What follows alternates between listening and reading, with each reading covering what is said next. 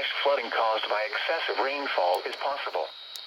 Where? Portions of southwest Maine, including the following areas: York, portions of New Hampshire, including the following areas: Belknap, Cheshire, Rockingham, eastern Hillsborough, Merrimack, Stratford, Sullivan, and western and central Hillsborough.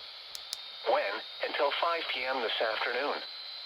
Impacts: excessive runoff may result in flooding of rivers, creeks, streams, and other low-lying and flood-prone locations.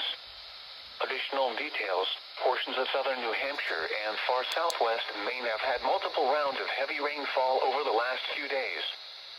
More showers and isolated thunderstorms will cross the region today with locally heavy downpours. Flash flooding may occur along with sharp rises on small rivers and streams.